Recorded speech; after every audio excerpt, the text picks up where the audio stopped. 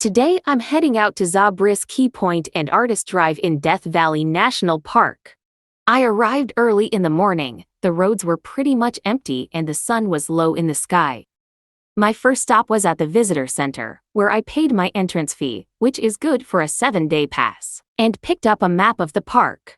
I made my way to Zabriskie Point, and apart from the viewing area, there are several trails you can take to explore more of this beautiful area. About 9 million years ago, a lake called Furnace Creek Lake was present here. During several million years of the lake's existence, sediments were collected at the bottom of the lake in the form of saline muds, gravel from nearby mountains and ash fall from the then active Black Mountain volcanic field. These sediments have now turned into these beautiful hills and valleys that you see before you.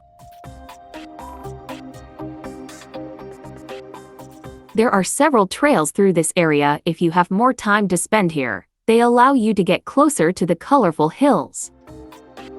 Due to the overcast skies, the colors in these hills were quite subdued. During bright sunshine, the colors are really vibrant. In the distance, you can see a snow-capped peak in the Panamint mountain range.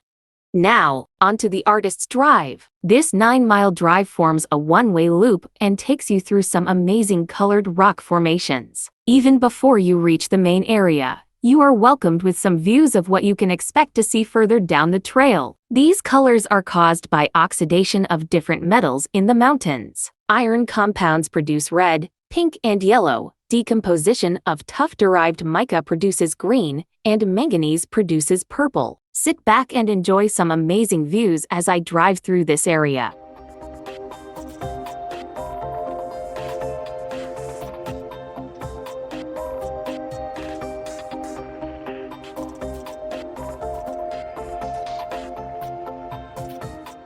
There are a few big dips like this on this road, and these allow storm water to pass across the road and migrate to the Badwater Basin. They are fun to drive through.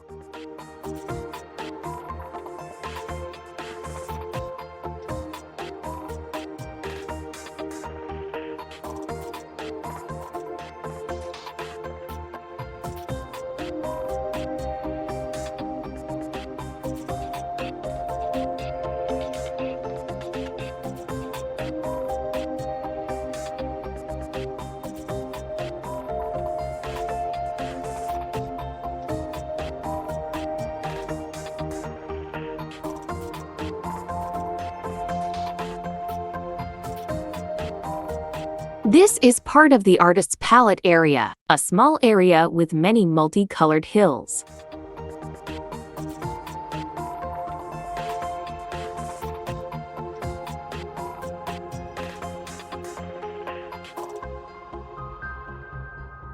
While I was here, a park ranger stopped by to check the park fee placards that need to be displayed on the dashboard while in the park. Continuing with the journey, I was amazed to see the collection of so many colors around each corner. I am now out of the Artist's Drive, and even on the way home, the collection of different colors never ceases to amaze you.